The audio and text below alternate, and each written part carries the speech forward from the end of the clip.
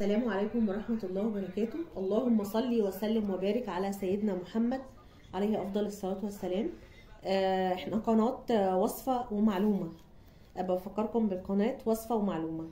النهاردة طبعا باين من العنوان احنا هنتكلم النهاردة موضوع الحلقة في القناة عن ايه. العنوان باين، هتخسي من غير ما تحسي بطريقة طبيعية وصحية. عرفتوا كلكم طبعا ان احنا هنتكلم عن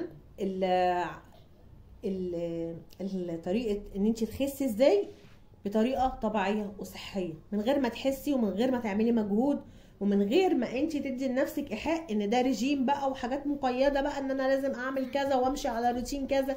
لا، احنا هناكل عادي خالص وهنمشي حياتنا طبيعيه خالص، بس هنتبع 7 عادات يوميه احنا اوريدي كده بنعملها. اول حاجه واول عاده من ال7 عادات، واحد شرب. هاتي بقى ورقه وقلم ويلا معانا كده من اول السطر، وهتبداي تكتبي معايا ال7 عادات ونمشي ايه بيهم خطوه خطوه.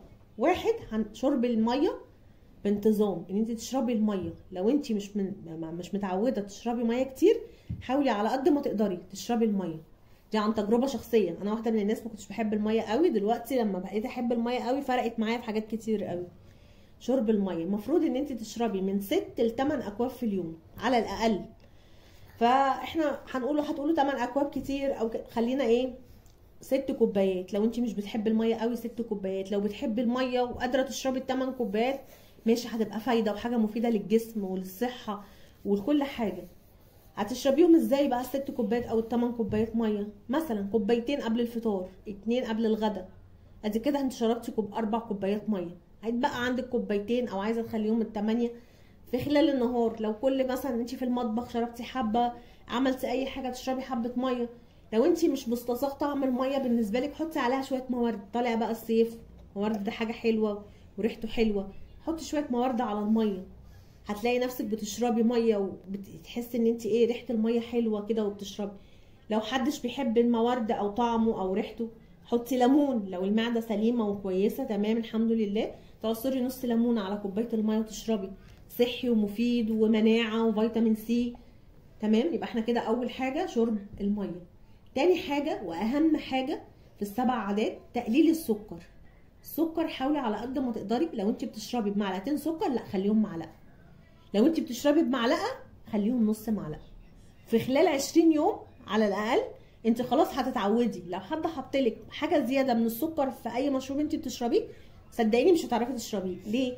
لان هي اصلا انت بتعودي حاسه التذوق على تقليل السكر. خلاص هي حاسه التذوق، انت عودتيها على حاجه معينه، بعد كده خلاص مش هتعرفي تشربي سكر تاني كتير.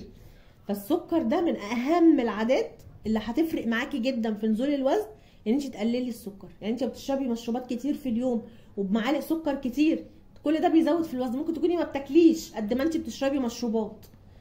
لا، هقلل السكر على قد ما اقدر وهشرب، هتفرق معاكي وفي جسمك. شرب الميه الغازيه حاولي على قد ما تقدري تقللي. لو بتشربي مج او كوبايه خليه نص كوبايه. قدرتي تخليهم نص كوبايه خليه ربع كوبايه. خليه بق من نفسك، خليها مره في الاسبوع على قد ما تقدري. قنني من الحاجات دي هتحسي بفرق. تالت عاده تقليل الدهون في الاكل.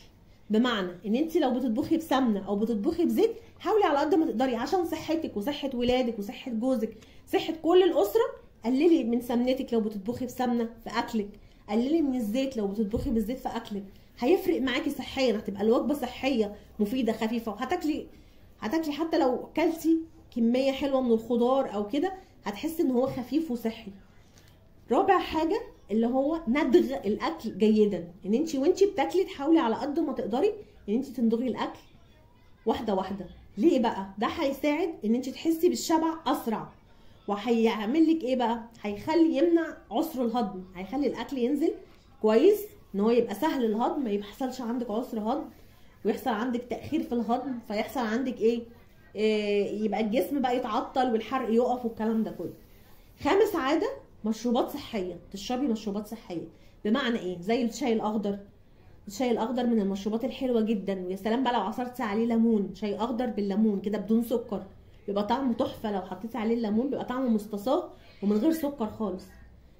مشروب برده خل التفاح. لو تجيبي مج ميه تمليه ميه وتحطي عليه معلقه صغيره خل التفاح، بس خل التفاح اللي هيستعمل الميه مع خل التفاح لازم يكون ما عندوش اي مشاكل في المعده او اي مشاكل في القولون، تكون معدته صحيه، لان خل التفاح بيبقى حامي شويه على المعده يعني، بس هو من الحاجات اللي بتعلي الحرق جدا.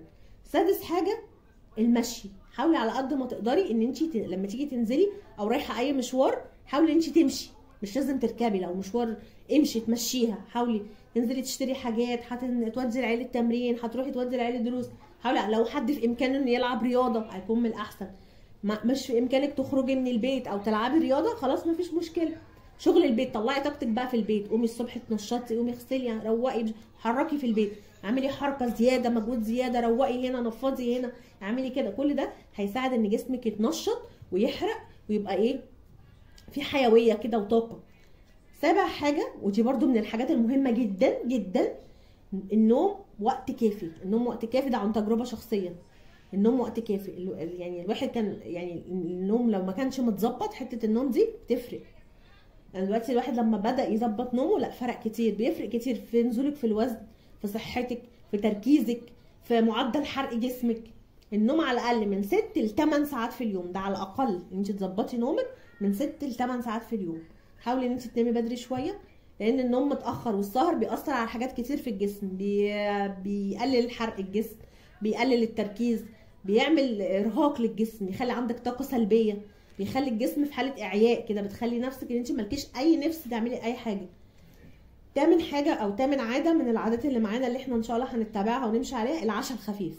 ان انت تتعشي عشاء خفيف، وقبل ما تنامي على الاقل من 2 ل 3، قبل النوم من 2 ل 3 على الاقل تكوني متعشيه، ما تاكليش وتنامي على طول.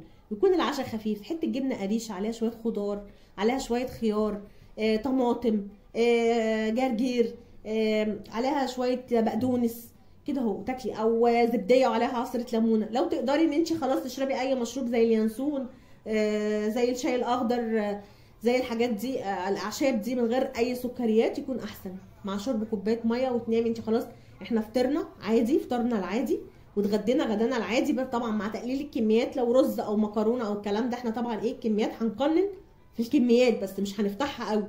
يعني لو بتاكلي طبق رز كبير هنخليه صغير شويه، لو طبق مكرونه كبير لا هنصغر الطبق شويه كده، مع قطعه بروتين، لو سواء لحمه او فراخ او كفته او الكلام ده كله، او اي بروتين عندك، مع طبق صغير من اي نوع نشويات عندك. لو عيش هتاكلي رغيف صغير، او لو قادره تاكلي نص رغيف. الاول هنبدا بالرغيف الصغنن، وبعد كده هو لما المعده تتعود وتبداي ان انت خلاص تاكلي خضار، طبق سلطه كبير، كل ده هتبداي تخليه الرغيف ده ممكن نخليه نص رغيف.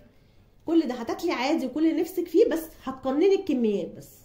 وان شاء الله كلنا هنمشي على الخطوات دي والعادات دي، وبعد شهر بقى من اتباع الخطوات دي تبداي توزني. بلاش ان انت تقفي على الميزان كل شويه كل شويه، عشان ما يحصلش مثلا ايه احباط، او ان انت تلاقي نفسك بتنزلي ببطء او حاجه فتحبطي فتقللي فتمنعي العادات دي. لا، امشي على العادات دي حتى لو نزولك بطيء هتبداي. لو انت مشيتي على العادات دي، بقول لك ايه، قليل دائم خير من كثير منقطع. لو مشينا على العادات دي بالراحه كده وواحده واحده، وتنسي ان انت بتعملي رجيم، لا انت بتمشي على عادات صحيه، انت ماشيه على حاجه صحيه لصحتك انت.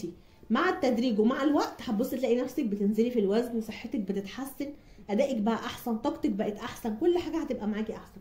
وان شاء الله باذن الله كلنا هنمشي على الخطوات دي، وهنمشي على العادات دي لصحه افضل، والطاقه احسن، ولوزن افضل. وان شاء الله نشوفكم في فيديو جديد. وما تنسوش بقى اللايك والاشتراك في القناه، وعايزه كومنتات بقى حلوه كده اهو، وتقولي لي ايه رايكم في الفيديو. ولو في حد عنده اي تعليق او اي استفسار عن اي حاجه يكتب لي في التعليقات. والسلام عليكم ورحمه الله وبركاته.